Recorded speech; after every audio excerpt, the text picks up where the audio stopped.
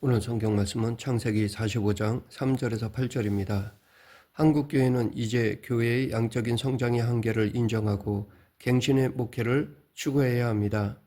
영성의 수준을 높이고 목회자의 자질을 구비하고 교회 교육의 수준을 높여야 합니다. 이제 교회나 교인들만의 잔치를 멈추고 사회와 지역사회로 소통을 확대해 나가야 합니다. 설사 지금 부흥하고 있는 개교회가 있다 하더라도 계속 갱신되어야 합니다. 교회 갱신을 위해서는 먼저 리더십이 올바르게 서야 합니다. 창세기에 나오는 요셉을 통해 현 시대에 필요한 리더십이 어떤 것인지를 알아보겠습니다. 바로가 꿈을 꾸었을 때 그는 그 꿈에 특별한 의미가 있을 것이라고 생각했습니다. 첫 번째 꿈은 아름답고 살찐 7 암소가 강가에 올라와 갈밭에서 뜯어먹고 있는데 그 뒤에 흉하고 파리한 다른 7 암소가 나일 강가에서 올라와 함께 있다가 아름다운 살찐 7 소를 잡아먹는 꿈이었습니다. 두 번째 꿈은 한 줄기 무성하고 충실한 7 이삭이 나왔는데 그 뒤에 가늘고 동풍에 마른 7 이삭이 나와 무성하고 충실한 7 이삭을 삼키는 꿈이었습니다. 바로는 번민했지만 어떻게 해야 할지 몰랐습니다. 그 꿈이 무엇을 의미하는지 해몽하지 못하기에 대책도 세울 수가 없었습니다. 바로뿐 아니라 신하들도 세상에 지혜 있다는 자들도 아무도 해몽하지 못했습니다. 꿈을 해몽할 만한 자를 수소문했지만 찾을 수도 없었습니다. 그러나 이런 위기가 하나님이 예비해 놓으신 사람에게는 기회가 됩니다. 요셉은 왕의 죄수를 가두는 감옥에서 바로의 술 맡은 관원장과 떡 굽는 관원장의 꿈을 해몽해 본 적이 있었습니다. 하지만 술 맡은 관원장은 해몽대로 복직된 뒤에 요셉을 잊어버리고 말았습니다. 그런데 바로 이때 요셉을 떠올리게 되어 그를 부르게 되었습니다. 요셉은 감옥에서 술 맡은 관원장이 복직되어 감옥을 나간 지 2년이 지나도록 영성을 잃지 않았습니다. 감옥에서 요셉은 분노와 원망으로 허송세월하지 않았습니다. 부지런히 영성을 키우고 자신의 마음을 신앙과 경건으로 충만하게 채웠습니다. 사람들은 하나님의 성령에 사로잡힌 사람 요셉을 데려왔고 그는 바로에게 세상을 구원할 수 있는 하나님의 지혜를 베풀었습니다. 우리는 바로 앞에 선 요셉의 말을 통해 고난의 기간 동안 그가 품고 살았던 생각이 무엇인지를 엿볼 수 있습니다. 그것은 하나님의 주권과 섭리였습니다. 하나님이 인간과 자연의 역사를 주관하신다는 것입니다. 요셉은 자신이 할 수 있는 최선을 다하되 결국은 하나님께 맡겼습니다. 요셉은 아버지 집에 살았을 때 놀라운 꿈을 꾸었습니다. 자신의 볕단은 일어서고 형제들의 볕단은 자신의 볕단을 향해 절을 하는 꿈, 해와 달과 11개의 별이 자신의 별에게 경배하는 꿈이었습니다. 그런데 그 꿈이 이루어지는 과정에서 요셉은 많은 상처를 받았습니다. 형들에게 미움을 받아 구덩이에 처박히고 결국 미디안 상인들에게 은 20에 팔렸습니다. 바로의 부름을 받기 직전에 요셉은 노예요, 죄수였으며 미래가 없는 최악의 상황에 직면한 사람이었습니다. 얼마든지 인간성을 상실하고 냉엄한 현실 가운데 강팍해져 있을 법한 상황이었습니다. 하지만 요셉은 하나님에 대한 믿음으로 자신의 순전함을 지켜냈습니다. 그리고 때가 되었을 때 하나님은 바로에게 꿈을 꾸게 하셨고 술 관원장에게 요셉을 떠올리게 하셨습니다. 요셉은 그렇게 해서 어두운 감옥에서 화려한 궁전에 서게 되었습니다. 요셉은 자신에게 해몽 능력이 있는 것이 아니라 꿈을 주신 하나님께서 해석도 내신다고 겸손하게 말했습니다. 그리고 바로가 꾼 두 꿈은 하나이며 분명한 메시지를 가지고 있다고 하였습니다. 그 내용은 앞으로 7년 동안 풍년이 찾아오지만 뒤따라 7년간의 대흉년이 온다는 것이었습니다. 흉년의 피해는 엄청나서 앞에 7년 풍년의 모든 결실을 다 소진시키고 땅과 거민을 황폐하게 만든다는 것이었습니다. 하나님께서 이 일을 작정하시고 변치 않으심을 보이기 위해 꿈을 겹쳐 꾸게 하신 것이고 앞으로 풍년 기간 동안 잘 준비하여 대비하면 흉년 기간 동안 목숨을 보존하게 될 것이라는 것이었습니다. 이로 인해 요셉은 약관의 30세에 애굽의 총리가 되었습니다. 고난의 생활 13년에 외국인 이후 종의 신분이었던 사람이 일국의 총리로 발탁된 것입니다. 총리가 된 요셉은 14전을 예측하고 철저하게 준비했습니다.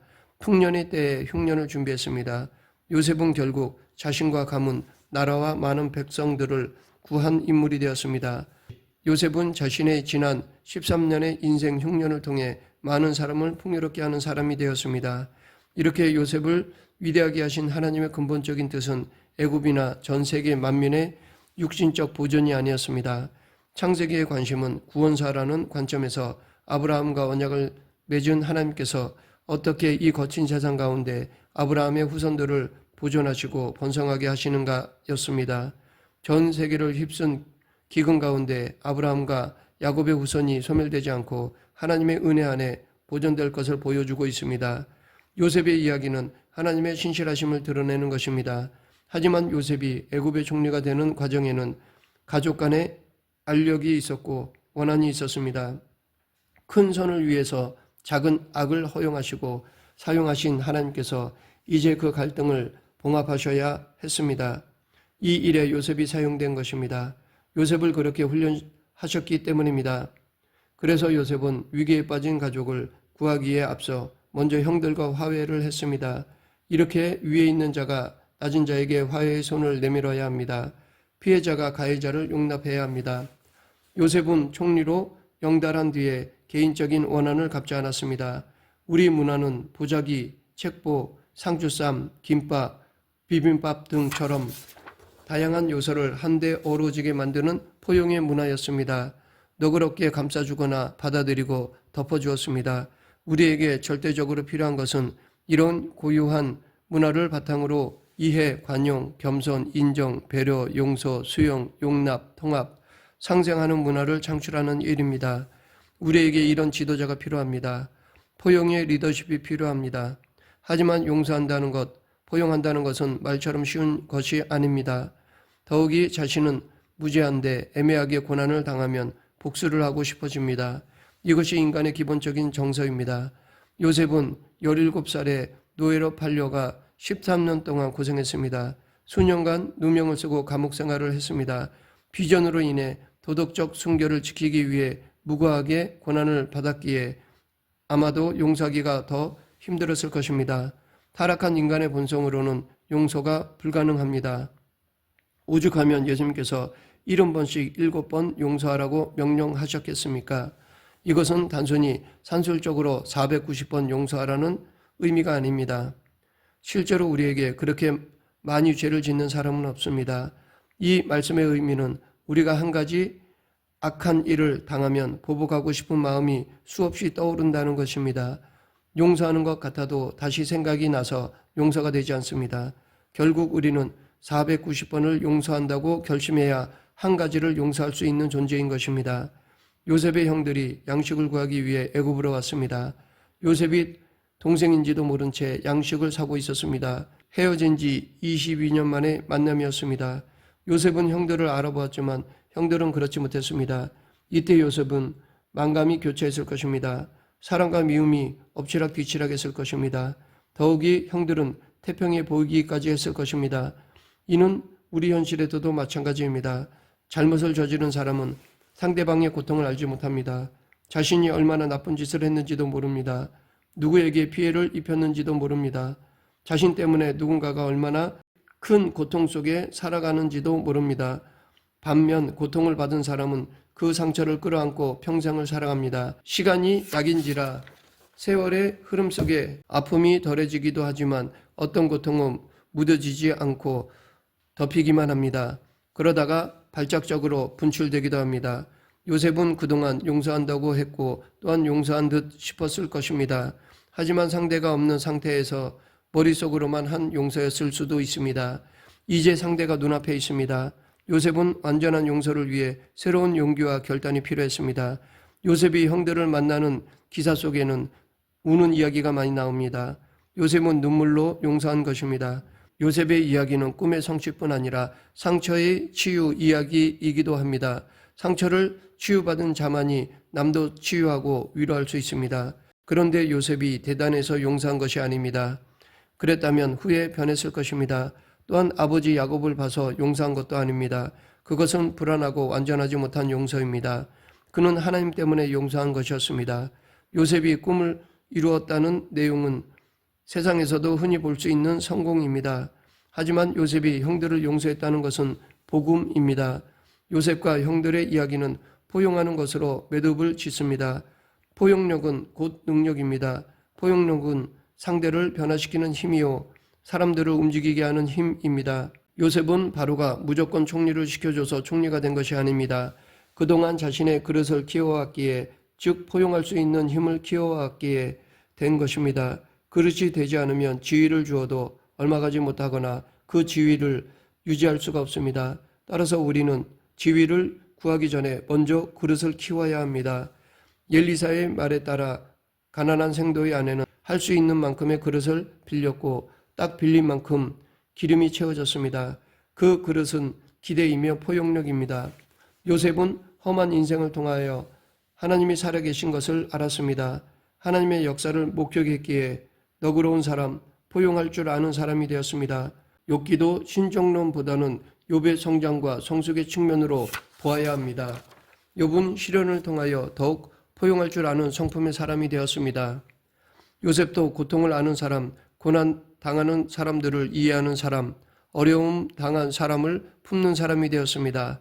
만일 요셉이 어려움 속에서 좌절하고 상처받고 완악하고 분노하며 원망하는 생활을 했다면 자기만 아는 이기적인 사람, 원한을 품은 사람이 되었을 것입니다.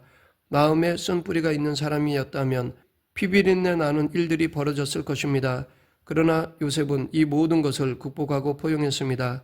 요셉이 정말로 형제들을 용서했음은 아버지 야곱이 죽은 뒤에 한 말에서 확인할 수 있습니다. 방패막이인 야곱이 죽자 요셉이 복수하리라 생각하고 두려워 떠는 형들에게 그는 간곡한 말로 위로했습니다. 요셉은 애굽의 총리가 되어 그동안 받은 고난을 능가하는 영광을 얻게 되었습니다. 아브라함과 야곱의 자손을 구원하여 영적인 장자로 우뚝 서게 되었습니다. 그리고 구원 사역을 이어가는 하나님의 도구로 쓰임받았습니다. 이것이야말로 요셉이 받은 큰 복입니다. 애굽의 총리가 된 요셉은 장자의 이름을 므낫세라고 지었습니다. 이것은 과거의 모든 괴로움과 원한을 잊어버리겠다는 그의 고백이 담겨있는 이름입니다. 둘째 아들의 이름은 에브라임으로 과거를 털어버린 자신에게 번성과 영광이 있을 것임을 예언한 이름입니다. 이렇게 포용의 리더십은 많은 사람을 유익하게 합니다. 포용의 리더십은 하나님의 섭리를 믿고 하나님이 모든 것을 합력하여 선을 이루실 것을 믿습니다.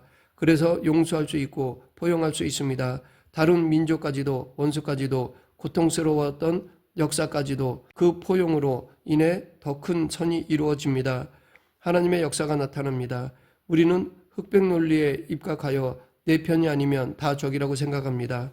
하지만 중간층도 있다는 사실을 알아야 합니다. 우리는 중간층을 끌어안을 수 있어야 합니다. 예수님께서 사마리아 마을로 들어가시려고 할 때 사마리아인들은 거부했습니다. 화가 난 제자들은 분노를 터뜨렸지만 예수님은 포용하셨습니다. 예수님은 간음하다가 잡힌 여인, 세리와 창기, 병자들을 거부하지 않으시고 용납하시고 영접하시고 고치셨습니다. 예수님은 모든 사람을 포용하셨습니다. 십자가는 죄인까지도 끌어안습니다. 십자가에 달리신 예수님의 편팔과 손은 곧 포용을 상징하는 것입니다. 그 외에도 우리는 성경에서 포용하는 리더십을 많이 발견할 수 있습니다. 모세는 광야 백성들이 고기가 먹고 싶다고 종살이하던 애굽에 대한 향수병이 걸리자 하나님께 불평했습니다. 그때 하나님께서는 모세의 짐을 담당해 줄 70명을 세워주시겠다고 했습니다. 정해진 시일에 기명된 사람들이 모여 모세의 중재로 하나님의 영을 받고 예언을 했는데 엘닷과 메닷은 그 자리에 오지도 않았음에도 불구하고 자신의 처소에서 예언하기 시작했습니다.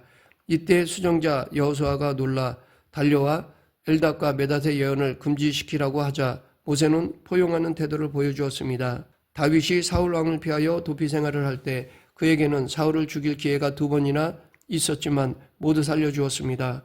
다윗은 사울을 죽일 수 있는 기회가 있었지만 모든 것을 하나님께 맡기고 그를 포용하였습니다.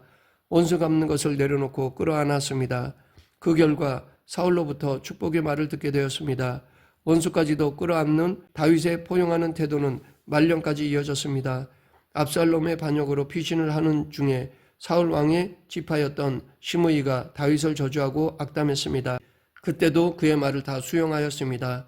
다윗은 시므이의 저주가 자신의 죄악으로 인해 여호와께서 시키신 것일 수도 있다고 생각했고, 혹은 그 저주 까닭에 하나님이 자신을 긍휼히 여기셔서 이 환난을 속히 끝내주실 수도 있다고 생각했습니다. 다윗은 자신을 저주하는 자까지 포용했습니다.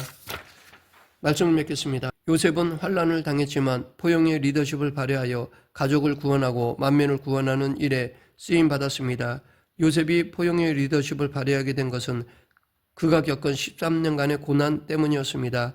고난은 그 자체로 좋은 것은 아니지만 우리를 연단하고 마음의 그릇을 키울 수 있는 귀중한 도구가 되기도 합니다. 우리 모두 요셉처럼 포용으로 하나님의 뜻을 이루는 그리스도인이 되길 간절히 축원합니다. 기도하겠습니다. 생사와 화복을 주관하시는 하나님 아버지, 다양한 사람들을 포용했던 예수님을 본받아 이웃을 사랑하는 그리스도인이 되게 하여 주시옵소서. 예수님 이름으로 기도드립니다. 아멘.